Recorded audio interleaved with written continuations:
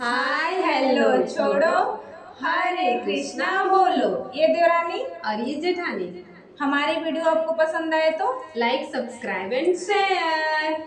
देखिए, ये बात तो सच है कि आलू के हम कितने प्रकार की सब्जी खाए होंगे हमें खुद भी नहीं पता है। पर ये एक आलू की सब्जी ऐसी है जिसका टेस्ट इतना ज़बरदस्त है कि आप सोचे भी नहीं होंगे। तो इसी की रेसिपी देखते हैं। स्पेशली आलू भुना है, ये किसी जगह का फेमस है पर बहुत टेस्टी था। तो देखिए, इधर हम कढ़ाई रख लिए। कढ़ाई में ये जो सरसों का तेल है ना, आपके सब्जी में चार चांद लगा देगा, तो ज़रूर इस्तेमाल करिएगा। सरसों का तेल एकदम धुआं देने लगे, गरम हो जाए इतना गरम करना है। उसमें हमें जीरा का तड़का लगाना है और बारीक कटा हुआ 4 प्याज हम डाल दिए मीडियम साइज़ का। और ये हम दही ले लिए 200 ग्राम। इसमें धनिया पाउडर, जीरा पाउडर, लाल मिर्च पाउडर सब डाल के हमें अच्छे सा एक घोल बनाना है। इसका मसाला और भुनाई, यही दोनों चीज़ इसको खास बनाता है इस सब्जी का।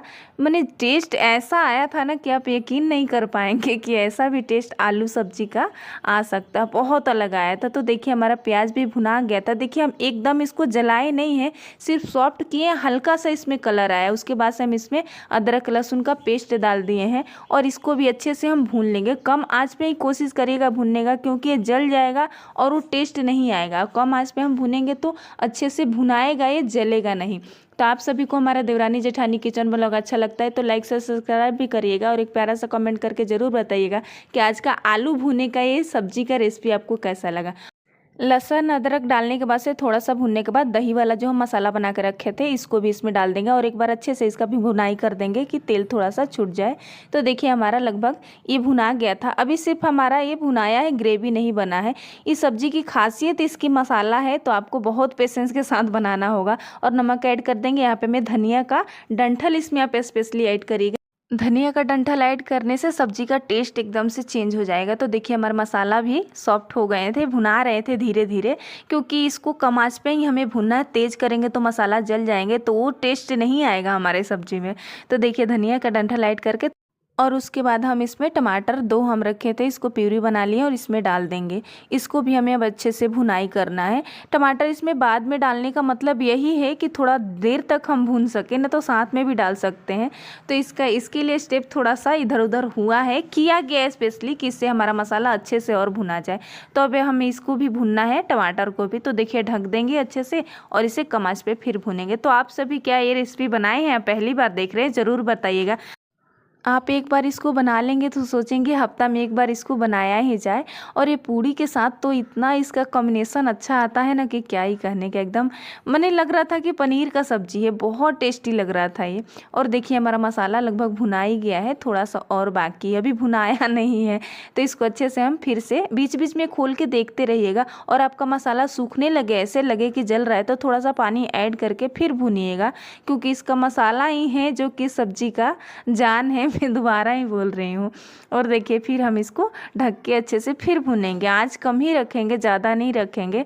तो इसके लिए बोले कि सब्जी बनाते टाइम आपके पास ज़्यादा टाइम हो तभी बनाइएगा, बहुत टेस्टी बनेगा आपका सब्जी। और बीच में हम कसूरी मेथी को ऐड कर दिए हाथ पे क्रश करके।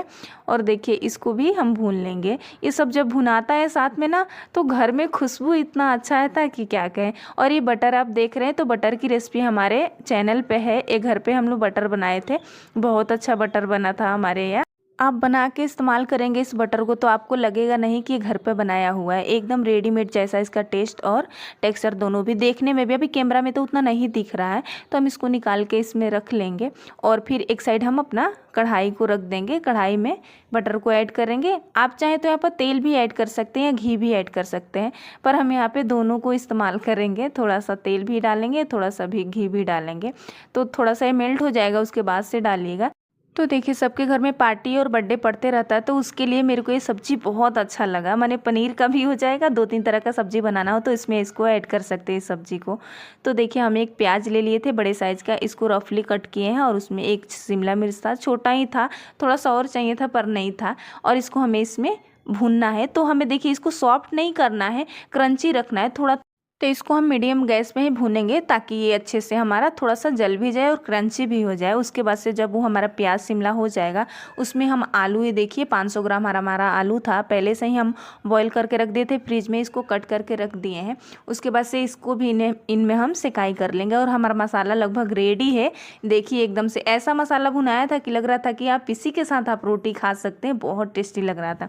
और जब हमारा सारा आलू टमाटर शिमला सब हो जाएगा उसमें हम इसको अपनी ग्रेवी को ऐड करेंगे। तो आप चाहें तो ऐसे भी खा सकते, तो हम बोले नहीं, जब बना रहे थे इसका पूरा प्रोसेस फॉलो करेंगे तब खाएंगे, तभी तो हमें टेस्ट का पता चलेगा ना।